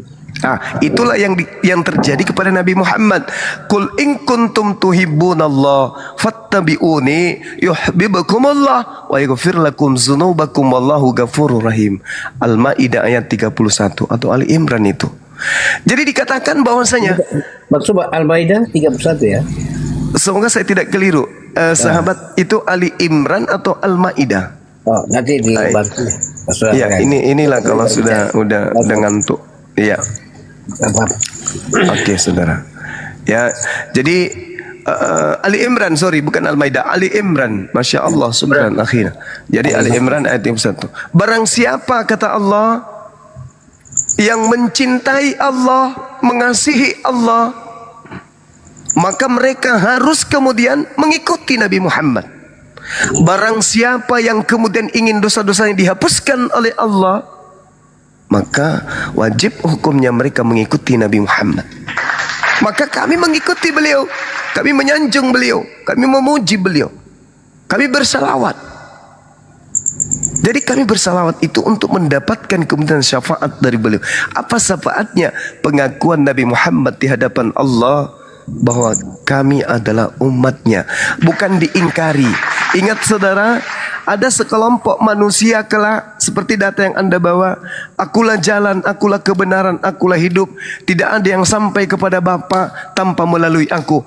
Orang Kristen percaya diri nih kawan. Percaya dirinya itu sangat luar biasa orang Kristen. Salut saya. Sayangnya di balik percaya diri tersebut ada jurang pemisah yang membuat Kristen itu keteteran, tetapi tidak terdeteksi dengan akal sehat. Apa itu? Matius 7, 22, 23. Pada hari terakhir nanti banyak orang yang akan berseru kepadaku, Tuhan, Tuhan, bukankah kami bernubuat pakai namamu, bermujizat pakai namamu, mengusir setan juga pakai namamu? Tapi pada saat itulah aku Yesus akan berterus terang kepada mereka, enyahlah daripadaku, kalian semua adalah pembuat kejahatan. Diingkari. Kami tidak ingin ini terjadi kepada kami, bagi umat Nabi Muhammad. maka kami bersalawat kepada beliau. Kami tidak mendudukkan beliau sebagai Tuhan yang datang dalam rupa manusia. Kami mendudukkan sebagaimana porsinya. Dia datang hanya sebagai jalan. Baginda Rasulullah Muhammad sallallahu alaihi wasallam itu hanyalah jalan menuju kepada Allah. Beliau bukanlah Allah, sama seperti Yesus, dia hanyalah jalan. Al-Quran surah Al-An'am ayat 153, Allah subhanahu wa ta'ala kemudian menjelaskan bahwa jalan satu-satunya menuju kepada keselamatan setelah Nabi Isa alaihissalam itu adalah baginda Rasulullah Muhammad sallallahu alaihi wasallam. Wa anna hadza sirati mustaqima fattabi'u, dan sungguh inilah jalanku yang lurus, maka ikutilah. Jangan kamu ikuti jalan-jalan yang lain yang akan mencerai-beraikan kamu dari jalan itu, dari jalan Allah. Demikianlah Allah memerintahkan kepadamu agar kamu bertakwa. Kami tidak ingin kemudian diusir, sementara Al-Quran mencerminkan wa idza khusiran nasu kanu lahum a'da wa kanu bi ibadatihim kafirin. Pada hari terakhir nanti, di yaumul hisab, di padang mahsyar, hari kebangkitan, kata Allah, apa yang mereka sembah selain daripada aku akan menjadi musuhnya, dan pemujaan-pemujaan yang mereka lakukan kepada yang dia sembah selain daripada aku akan diingkari oleh yang dia sembah. Terbukti yang tadi, Matius 7:22-23. Yesus yang disembah Kristen menjadi musuh Kristen, dan pemujaan-pemujaan yang Kristen lakukan akan diingkari oleh Yesus. Al-Quran yang menerangkan itu. Segera begitu saudara, bahwa ya silakan.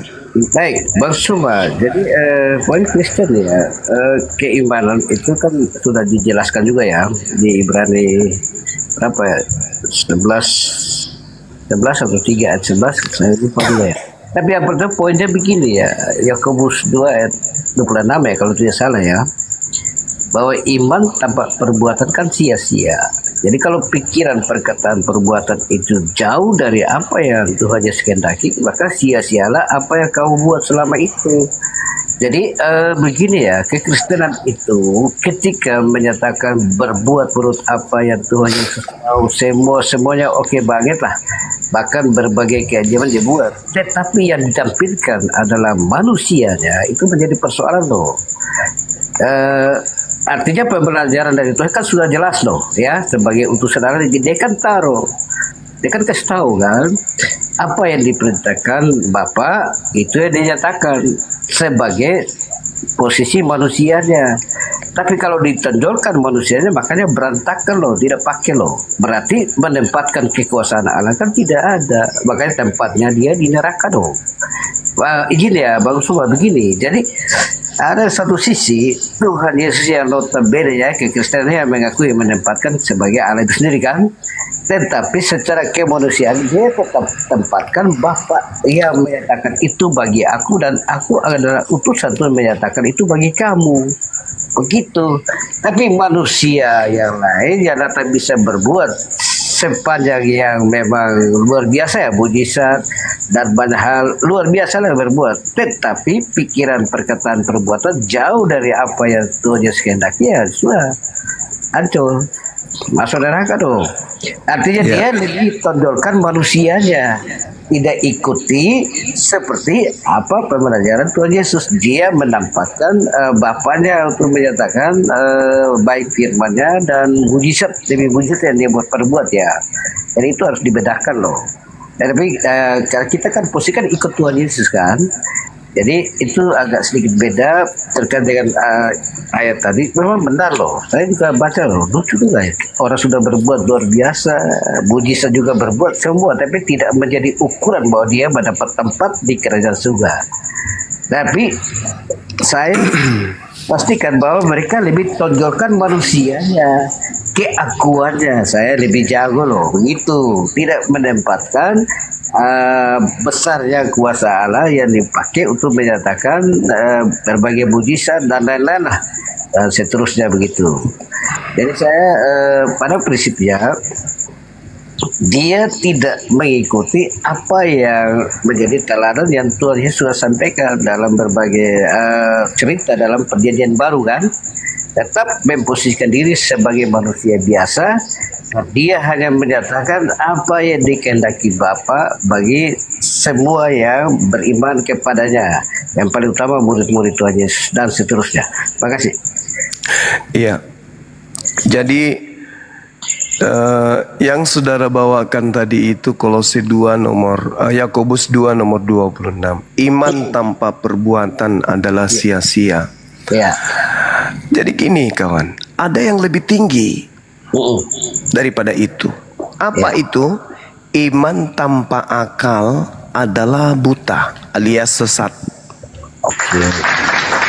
Kalau cuman sekedar imani saja, percayai saja, yakini saja, tanpa akal, itu bukan manusia, itu bukan level manusia, itu level hewan.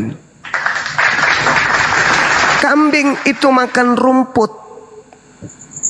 karena dia kemudian tahu rumput itu adalah makanan, tapi dia tidak berakal, maka tidak dia sia-siakan kepercayaannya untuk makan rumput. Tetapi kalau orang berakal, tidak akan mungkin mempercayai sesuatu, meyakini sesuatu, mengimani sesuatu tanpa filter akal. Makanya Yesus menerangkan di dalam kitab Matius 22 nomor 37, kasihi Tuhan itu kudu wajib dengan hati, dengan jiwa, dengan akal. Nggak ada iman. Iman itu bertumbuh dengan hati. Apapun bisa kita imani, apapun bisa kita kepercayai, apapun kita bisa yakini dengan hati aja. Yang penting diimani. Tapi yang benar adalah iman itu bertumbuh dengan akal. Nah, sekarang mari kita masuk dalam konsep ini.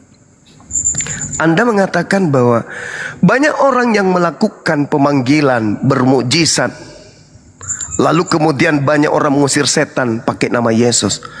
Tetapi mereka tidak menjabarkan kemudian iman mereka dengan perbuatan. Saudara, sebenarnya bukan ke situ larinya. Dalil pengusiran Yesus itu didasari oleh karena mereka ini bukan pengikut Yesus. Mereka adalah pengikut Yesus palsu. Matius 24 nomor 24. Sebab Yesus palsu, Mesias palsu, Kristus palsu, dan nabi-nabi palsu akan datang dan akan banyak melakukan mukjizat sekiranya mungkin menyesatkan orang-orang pilihan. Itu satu. Yang kedua, yang ada yang diterangkan kemudian bermukjizat, bernubuat, itu adalah buah dari pengajaran nabi palsu. Di data Matius 7 nomor 22, 23 itu diawali dari data nomor 15-nya.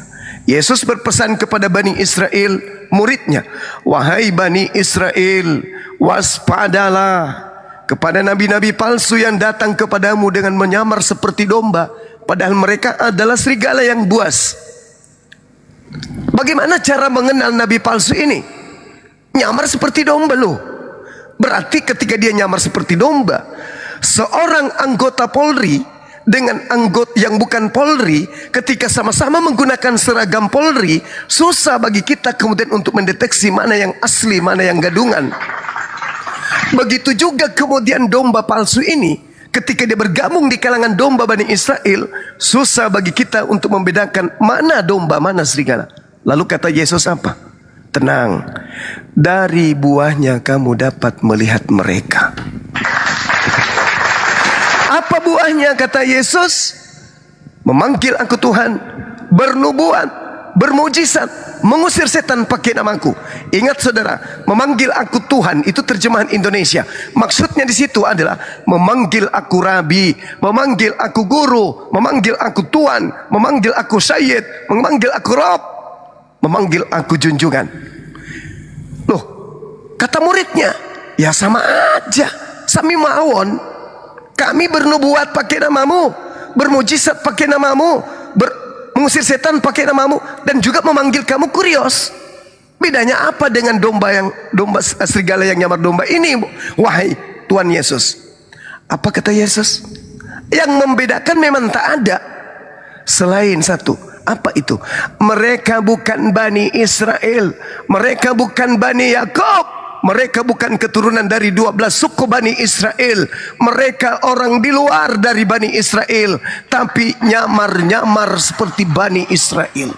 Posisi kalian sama, memanggil aku kurios, bernubuat, mengusir setan, bermujizat, sama seperti kalian.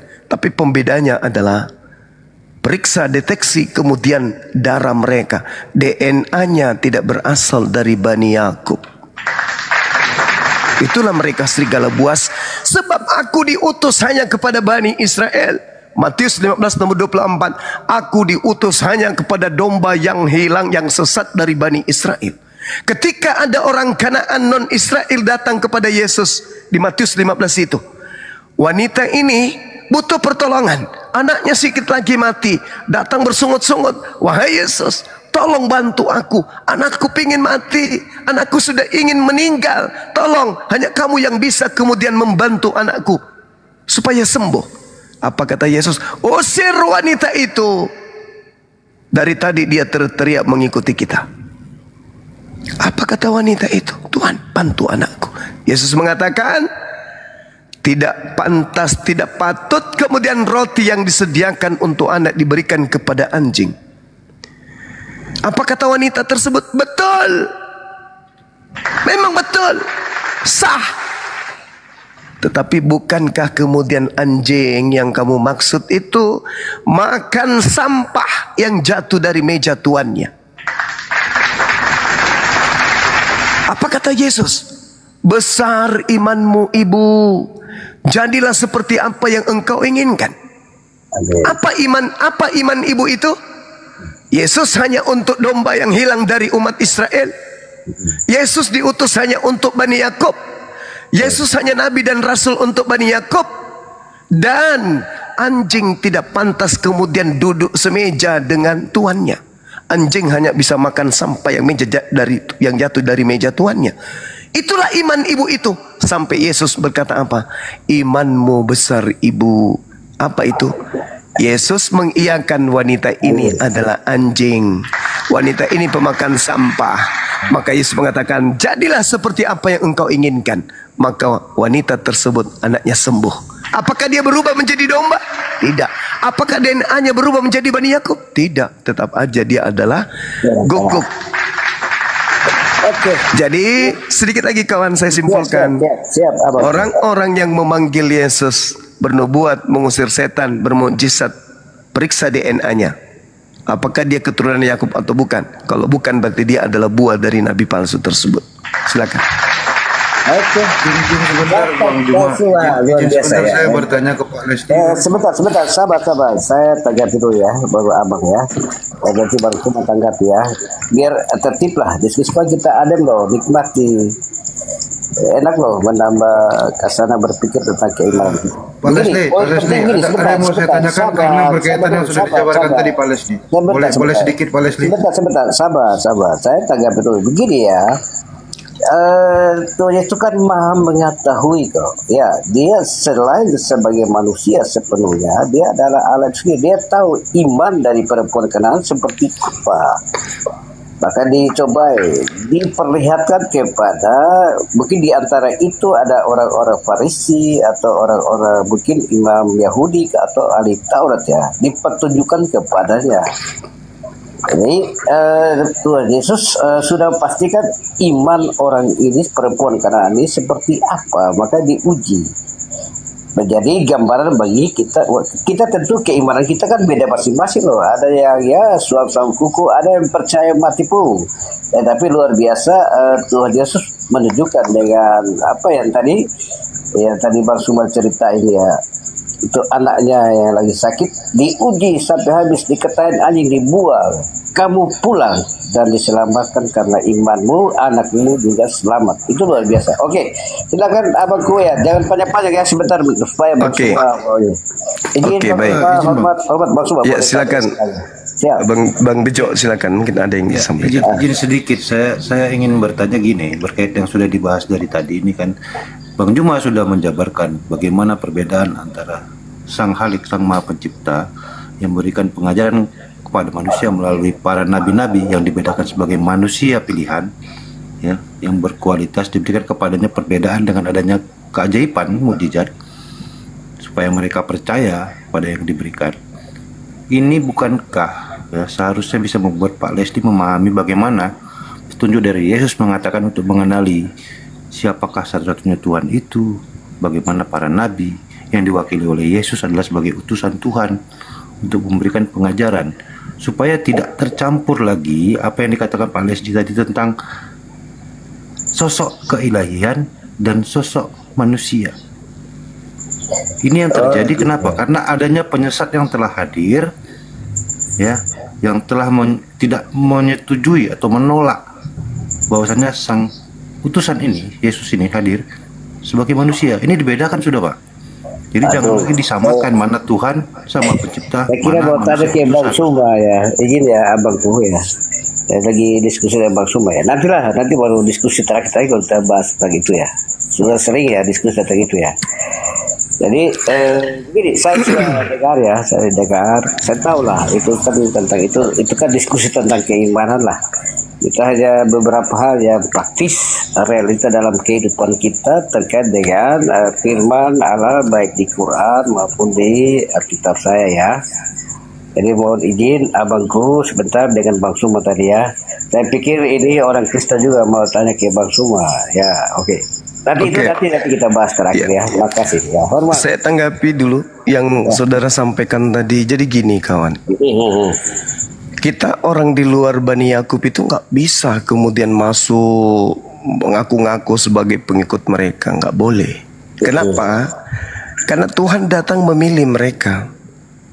Baik Al-Quran maupun kitabnya mereka itu menceritakan itu. Contoh Yeremia 50 nomor 17. Yang disebut domba itu hanyalah Bani Yakub.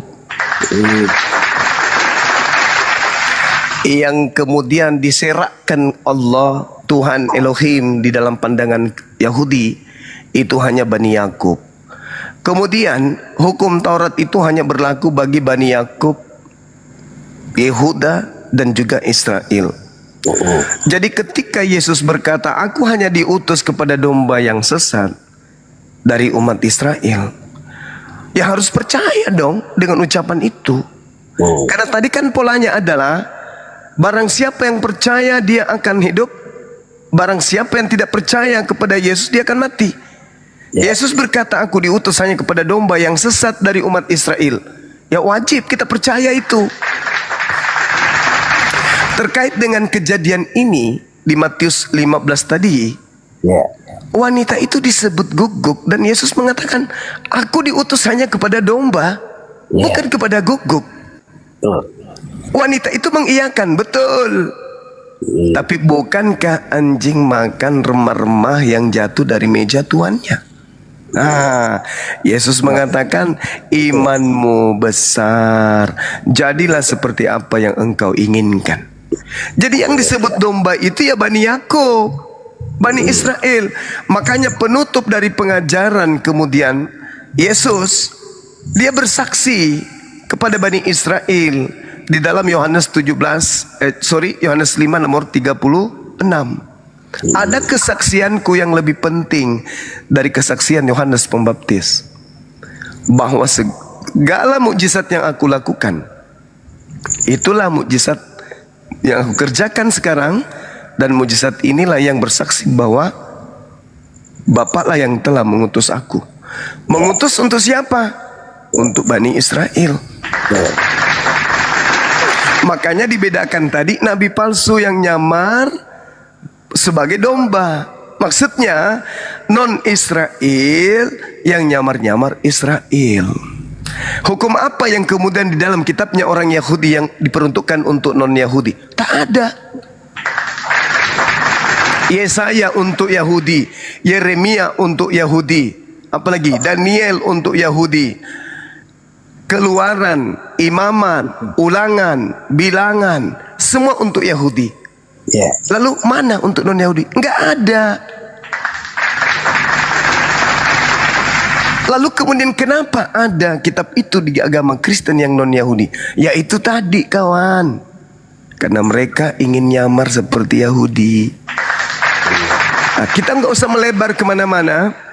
Kalau saudara bisa membuktikan bahwa ada firman Tuhan di dalam kitabnya orang Yahudi, baik itu nabi-nabi besar mereka maupun nabi-nabi kecil mereka, yang diperintahkan untuk menyampaikan kabar itu kepada non-Yahudi, maka berarti Kristen punya legalitas, punya validasi untuk menggunakan kitabnya Yahudi. Tapi kalau tidak ada, maka sejarah yang tertulis pada abad ketiga sebelum Masehi, Kekaisaran Ptolemy II yang meminta kepada rabi-rabi Yahudi agar menerjemahkan kitab Torah ke dalam bahasa Septuaginta, karena orang-orang Yahudi di luar daripada Yerusalem pada saat itu sudah tidak lagi bisa menggunakan bahasa Ibrani, bahasa kitab suci mereka.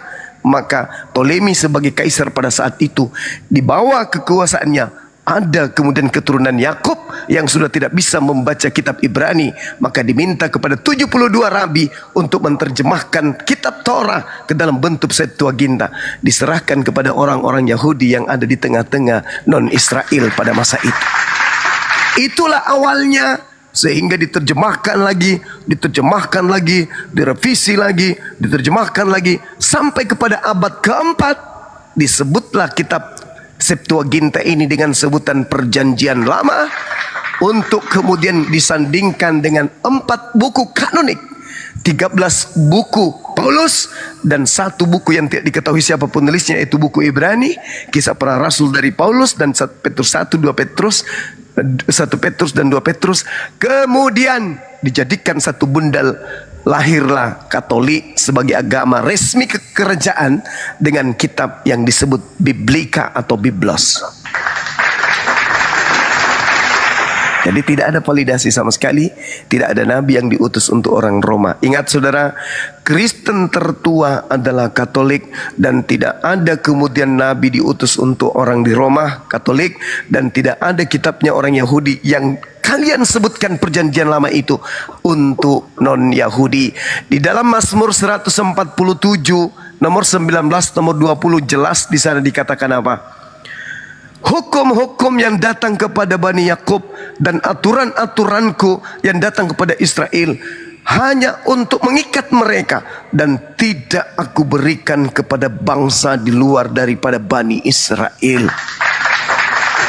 Kenapa ini kemudian buyar? Kenapa ini bisa ditabrak kemudian oleh orang-orang Kristen? Karena itu tadi, adanya Kristus palsu yang datang kepada orang-orang Farisi, yang kemudian diminta oleh Yesus, waspadalah kepada orang Farisi, waspadalah pada ragi orang Farisi.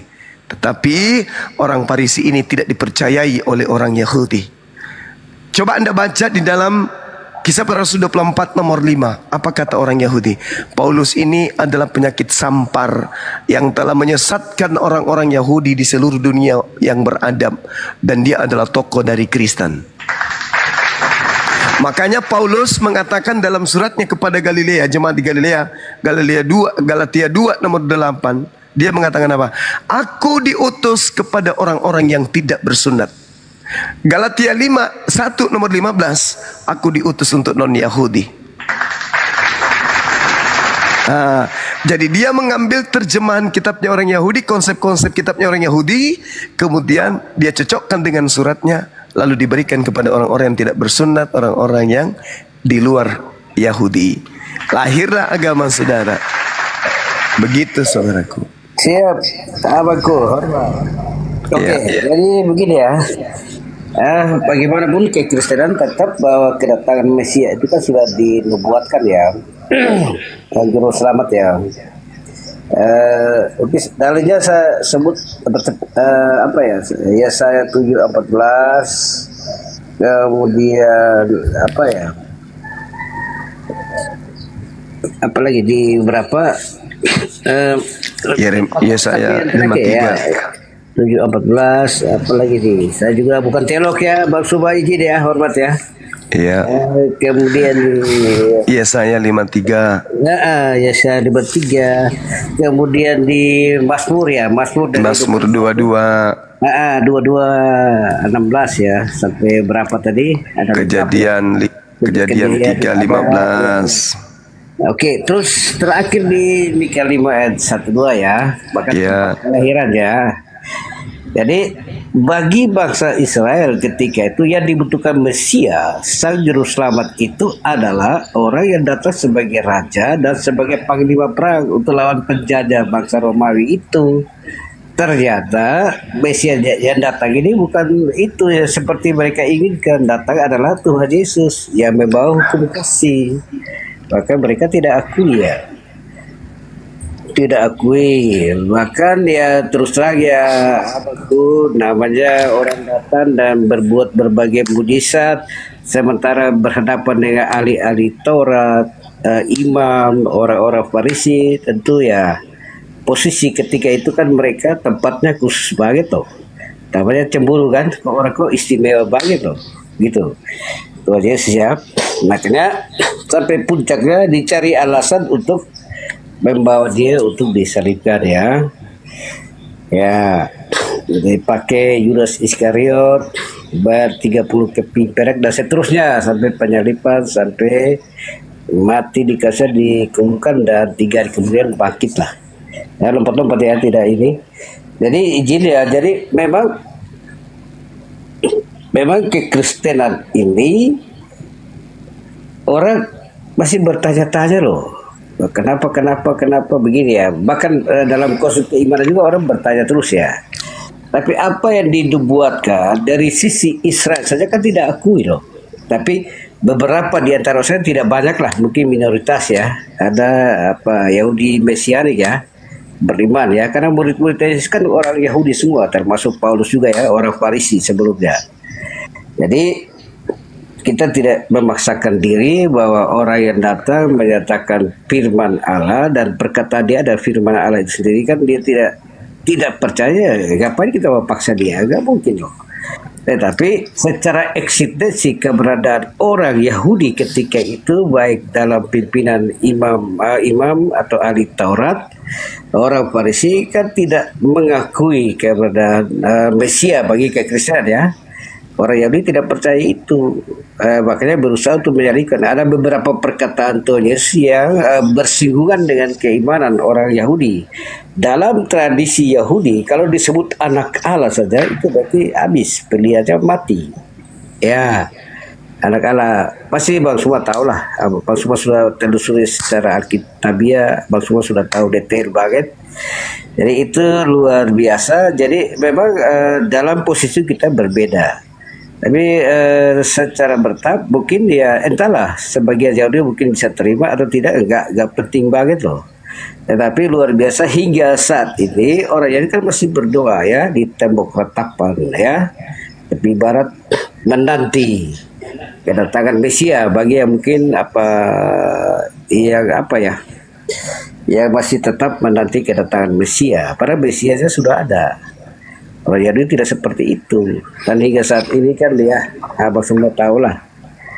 Saya satu persoalan yang terjadi begini loh. Baik dalam abang punya keimanan, dari sisi kita juga sama kan. Ini kan orang yang terpilih ya, Bani Israel ya. Itu tuh keluar dari Mesir dengan berbagai keajaiban yang Allah buat dalam perjalanan bangsa Israel. Tapi mereka kan ya, kalau kamu itu kan pemberontak juga loh. Musa mendapat 10 perintah Allah, tetapi ya turun berhadapan dengan Israel lagi buat patung dalam bentuk lembu untuk sembah sujud padanya. Israel ini ya keimanannya tegak teguh, tapi memang di satu pihak umat pilihan, bahasa yang terpilih, di satu pihak kepala batu, begitulah orang Kupang bilang kepala batu, Bang Suba. Pendatang tahu bilang kepala batu. Hingga sekarang makanya Abang Suba lihat perjalanan satu hancur banget loh. Tapi kenapa tetap dia dipilih? Entah, itu kurang tahu rahasia pekerjaan Allah dalam kehidupan setiap kita umat manusia. Ya, gitu. Saya poin penting yang paling utama adalah orang yang tegar tekuk dalam keimanan juga tetap menjadi bangsa pilihan ya. Bahkan begini ya, abangku kalau mau dalam sisi dalam Alkitab atau Quran ya, abang dong lebih cocok, lebih condong ke apa ya, tradisinya orang Yahudi ya. Ya bersunat misalnya ya, izin ya abang, dan beberapa hal lainnya kan. Kalau kita kan tidak. Tapi dalam perjalanan kita seperti terpolarisasi. Di satu pihak abang dong lain dan kekristenan sepertinya dihubungkan dengan Yahudi ya. Mohon maaf ya kalau salah saya. Jadi izin, jadi seperti itu dihubungkan seperti itu. Dan saya pikir heran-heran, padahal dari sisi keimanan abang juga menjelaskan bahwa Bani Israel kan umat pilihan ya, gitu ya. Atau abang punya penjelasan seperti apa? Makasih, hormat ya. Izin. Iya.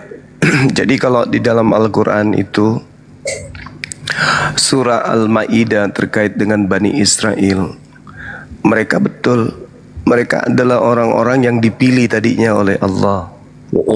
Mereka adalah bangsa pilihan. Padanya kemudian Allah mengangkat beberapa raja ya, dari keturunan Nabi Yakub alaihi salam.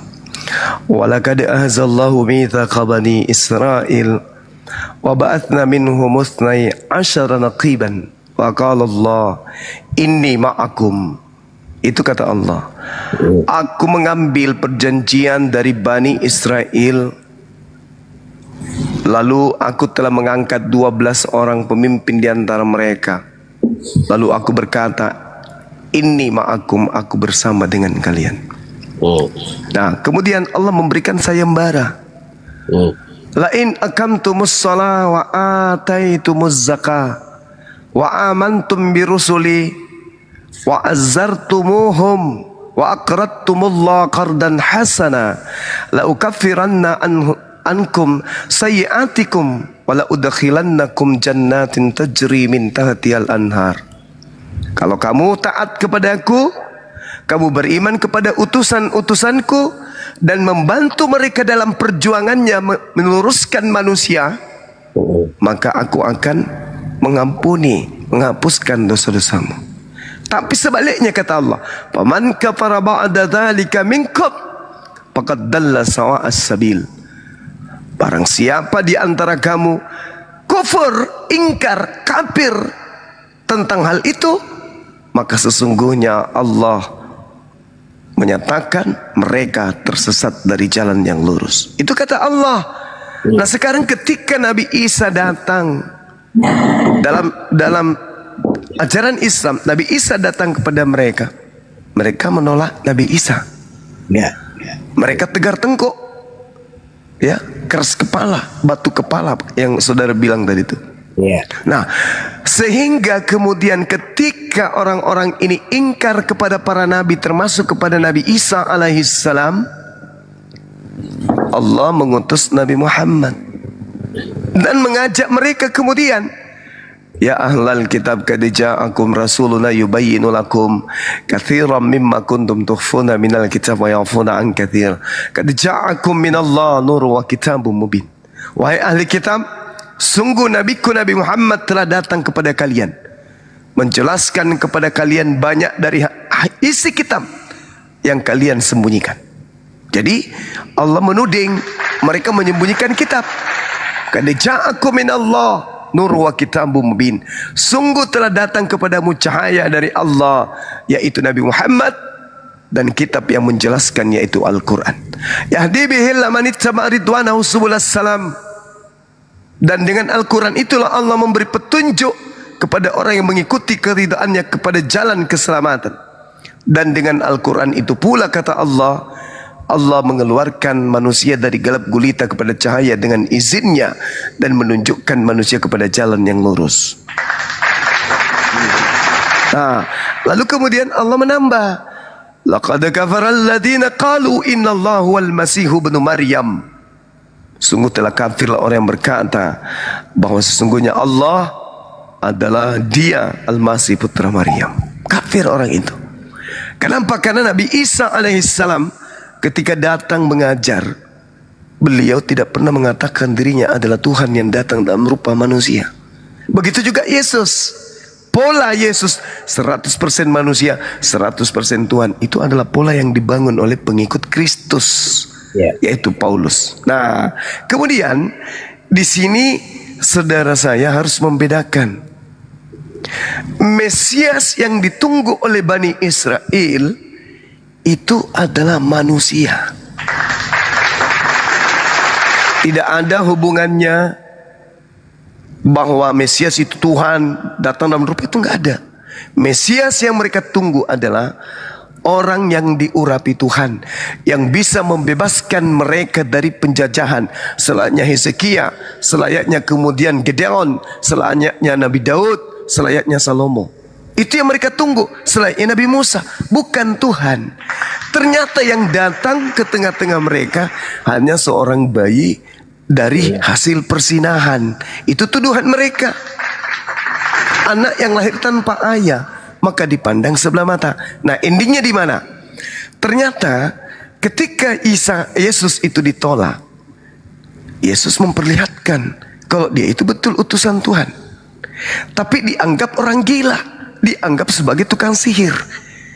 Sehingga ketika dia mampu membangkitkan Lazarus, saudara dari Maria, banyak orang yang menyaksikan itu.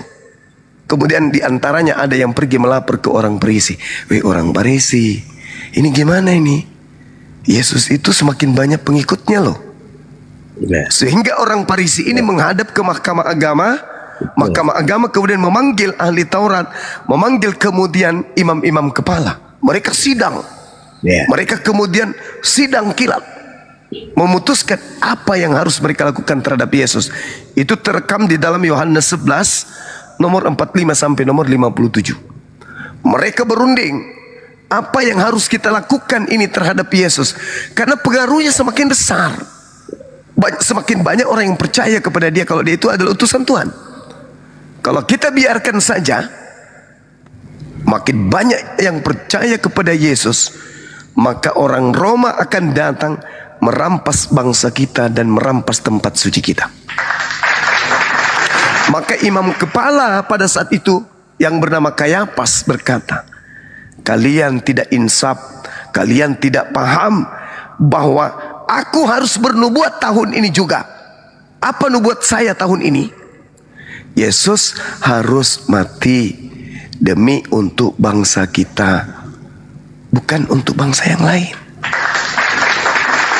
Maka di data nomor 53-nya dikatakan, mulai saat itu mereka kemudian bersepakat membunuh Yesus. Apa yang melatar belakangi mereka bersepakat membunuh Yesus? Karena sosial politik. Apa itu? Mereka takut orang Roma datang merampas tempat suci dan bangsa mereka, dikarenakan orang-orang Israel tidak lagi membayar pajak kepada kekaisaran. Maka mereka sepakat Yesus harus dibunuh supaya tidak berpengaruh. Itulah asalnya, awal cikal bakalnya Yesus kemudian dibunuh. Nah, lain cerita di Kristen. Muncul Kristen di abad keempat. Dari surat-suratnya orang Farisi, dia mengatakan bahwasanya Yesus mati karena sudah ada nubuat di dalam Amsal, di dalam Yesaya 53, di dalam Yesaya 7, di dalam Mazmur. Itu semua cuma cocokologi. Orang Yahudi ingin membunuh Yesus bukan karena nubuat. Orang Yahudi ingin membunuh Yesus karena mereka khawatir bangsa mereka dirampas oleh bangsa Romawi. Itu latar belakangnya.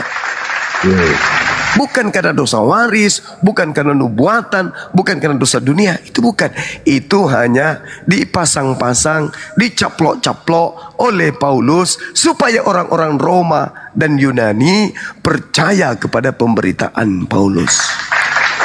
Padahal cerita histori yang sebenarnya, Yesus ingin dibunuh dan disalib karena mereka khawatir Yesus semakin banyak pengaruhnya, dan kalau itu terjadi bangsa mereka akan dirampas oleh orang Romawi. Tidak ada hubungannya dengan nubuat, tidak ada hubungannya dengan dosa waris. Makanya imam kepala yang paling ahli Yesaya, yang paling ahli Mazmur, bernubuat tahun itu juga Yesus harus mati untuk bangsa Israel saja. Saya kira begitu sahabat-sahabat sekalian. Saudara Lesti, terima kasih Leslie. Baik, Terima kasih Tuhan memberkati. atas waktunya. Ya. Kita berdiskusi dengan baik. Batam. Ya, soalnya saya lagi lelah ya. Oh, capek, Suara capek. saya hampir hilang. Iya. Sehingga forum ini harus saya serahkan kepada sahabat-sahabat muslim yang lain. Silakan Saudara Leslie lanjutkan. Demikian saudara-saudara. Syukran. Terima kasih. Memberkati ya, saudaraku. Hormat. Amin. Salam dari Kupang NTT. Tuhan memberkati. Siap. Makasih. Hormat. Ya.